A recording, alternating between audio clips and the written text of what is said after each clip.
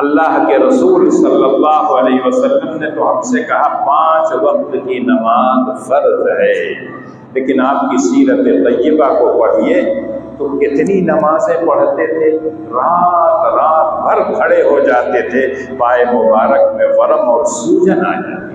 اور جب لوگ کہتے تھے آپ کے اگلے پچھلے سارے گناہ معاف ہو گئے ہیں، تو اللہ کے رسول کہتے تھے افلا اکون عبدا شکورا،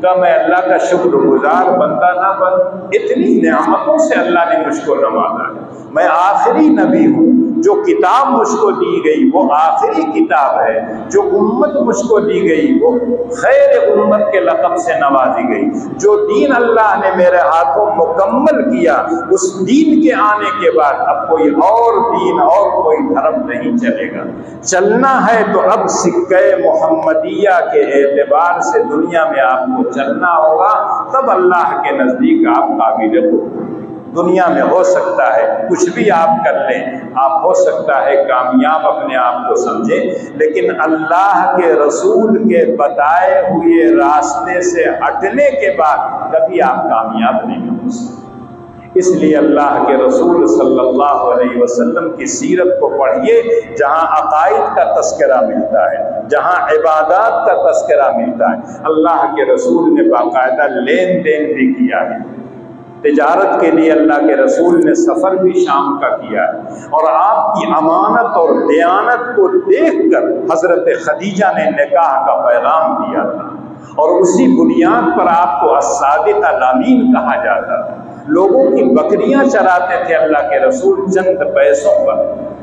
تجارت بھی اللہ کے رسول نے کیا۔ آپ کی تربیت میں جو صحابہ پلے اور بڑھے ہیں، اکثریت ایسی تھی جو تاجر تھی، چاہے وہ صہیب رومی ہوں، چاہے حضرت ابو بکر صدیق ہوں، جتنے صحابہ تھے، عبد الرحمن ابن عوف ہوں، تجارت کر کے اللہ نے ان کو بے پناہ مال سے نوازا۔ اللہ کے رسول نے اپنے صحابہ کو باقاعدہ ترغیب دی کہ معاملات میں سچے اور کھرے رہا کرو، من غشنا فلیس منا، چھوٹا سا جملہ، لیکن اگر اس کی تشریح کریں گے تو زندگی کا کوئی گوشہ ایسا نہیں ہے، کوئی معاملہ ایسا نہیں ہے جو اس جملے کے اندر ہے۔ آج کہیں بھی چلے جائیے، تیل بیچنے والا کہتا ہے آٹا والا ملاتا ہے، آٹے والا کہتا ہے تیل والا ملاتا ہے، دال والا کہے گا کہ تیل والا ملاتا ہے، تیل والا کہے گا کہ دال والا ملاتا ہے۔ جب ناپ تول کا مسئلہ آتا ہے، سب لوگ ڈنڈی مارتے ہیں اور سمجھتے ہیں صرف جو چیزیں ہم دیتے ہیں لیتے ہیں اس میں تخفیف ہوتی ہے، لیکن قربان جائیے صحابہ کرام کو جو اللہ کے رسول کے پاس رہتے تھے، کتنا سوجھ بوجھ ان کے اندر۔ ایک شخص نماز پڑھنے آیا، کھٹا کھٹ مارا رکوع اور سجدہ، جب جانے لگا تو حضرت عمر رضی اللہ تعالیٰ عنہ کا تففت فی الصلاۃ، تم نے نماز میں ڈنڈی ماری ہے۔ امام مالک رحمۃ اللہ علیہ کی حدیث کی کتاب ہے موطا امام مالک، اس میں یہ حدیث جب نقل کرتے ہیں تو کہتے ہیں لِكُلِّ شَيْءٍ وَفَاءٌ وَتَطْفِيفٌ، ہر چیز کے اندر پورا پورا دیا جاتا ہے اور اس میں ڈنڈی بھی ملتی، چاہے اللہ کا حق ہو چاہے بندوں کا۔ بندوں کے حق میں بھی ڈنڈی مارتے ہیں، اللہ کے حق میں بھی ڈنڈی مارتے ہیں، اور ڈنڈی مارنے والوں کو اللہ کی طرف سے سخت وعید ہے، وَيْلٌ لِّلْمُطَفِّفِينَ الَّذِينَ إِذَا اكْتَالُوا عَلَى النَّاسِ يَسْتَوْفُونَ وَإِذَا كَالُوهُمْ أَوْ وَّزَنُوهُمْ يُخْسِرُونَ، خود لیتے ہیں تو پورا، دوسروں کو دینا ہوتا ہے تو ڈنڈی مارتے ہیں۔ دیکھا ہوگا تولتے ہیں تو ایسا لگتا ہے 200 گرام آپ کو زیادہ دے رہے ہیں، گھر لا کے تولیے تو 300 گرام کم، پورا پورا بورا تول کے دیں گے، ایسا لگتا ہے کہ 4-5 کلو آپ کو زیادہ دے رہے ہیں، گھر جب لائیے گا تو پتہ چلا کہ کم۔ سب لوگ ڈنڈی مارتے ہیں، ڈنڈی مارنے کا طریقہ سب کا الگ الگ ہے۔ تو اس لیے امام مالک رحمۃ اللہ علیہ کہتے تھے صرف ناپ تول میں کمی مت کرو، اور قرآن کی بلاغت اسلوب کو دیکھیے، اللہ کہتے ہیں جب لیتے ہیں تو پورا پورا لیں، یہ تو اچھی بات ہے،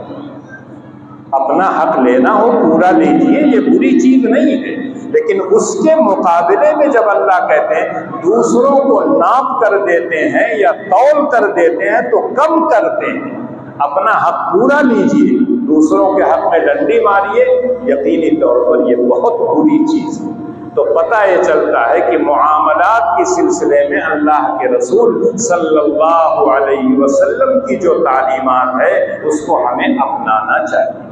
اسی طرح سے معاشرت، جب ہم رہتے ہیں ساتھ میں، پڑوسیوں کے ساتھ کیسا سلوک ہو، بھائی کے ساتھ کیسا معاملہ کریں، والدین کے ساتھ کیسا معاملہ کریں، بیویوں کے ساتھ کیسا معاملہ کریں۔ قرآن کہتا عاشروہن بالمعروف، جو تمہاری ازواج میں سے ہے، بیویوں میں سے، ان کے ساتھ اچھا برتاؤ کرو۔ اللہ کے رسول دنیا سے جا رہے تھے تب بھی یہ ہدایت دی تھی، استوصوا بالنساء، عورتوں کے ساتھ تاکیدی حکم اللہ کے رسول دیتے تھے، اچھا معاملہ کرو۔ اور جب رسول کی سیرت کو پڑھتے ہیں، آپ کے اقوال کو پڑھتے ہیں، تو خود اللہ کے رسول کہتے ہیں خیرکم خیرکم لأہلی وَأَنَا خَيْرُكُمْ لِأَهْلِي،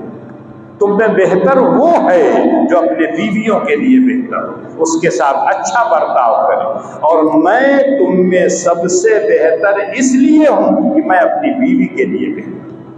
اور عجیب و غریب معاملہ، اللہ کے رسول مسواک کرتے، جب حضرت عائشہ کو دیتے کہ رکھ دو، تو حضرت عائشہ اللہ کے رسول سے اتنی محبت کرتی تھی کہ اس مسواک کو لے کے اپنے دانتوں پر پھیرتی تھی، پھر دھو کر رکھتی تھی۔ اس سے پتہ چلتا ہے میاں بیوی میں تعلق کیا ہونا چاہیے۔ اللہ کے رسول گوشت کھاتے، اگر کسی ہڈی سے گوشت نوچتے تو حضرت عائشہ وہیں سے نوچ کر کھاتی۔ حضرت عائشہ اگر کسی پیالے سے، گلاس سے پانی پیتی تھی تو اللہ کے رسول وہیں منہ رکھ کے پانی پیتے، تاکہ ان کو یہ احساس ہو کہ مجھ میں اور ان میں تعلق کتنا گہرا ہے۔ آج تو آدمی کہتے ہیں جھوٹا ہے، دیکھو نہیں۔ اور جب اللہ کے رسول کا حکم سنتے ہیں سور المؤمنین شفاء، تو بہت سے لوگ یہ سمجھتے ہیں پی کے زبردستی جھوٹا پی، نہیں، مراد یہ ہے کہ چھوت چھات نہیں ہے۔ اگر ایک گلاس ہے کسی آدمی نے پی لیا تو اسی گلاس میں آپ بھی پی لیجیے، کوئی بات نہیں۔ لیکن ایک آدمی سگریٹ پیتا ہے، ایک آدمی کو آپ جانتے ہیں کہ گٹکا کھاتا ہے، منہ میں ہر وقت غلاظت بھرے رہتا ہے، بدبو آتی ہے، اس نے اگر پانی پیا ہے آپ کی طبیعت نہیں چاہے گی کہ آپ پیئیں، تو یہ نہیں ہے کہ زبردستی اس کو پلاؤ، مراد یہ ہے کہ چھوت چھات نہیں ہے۔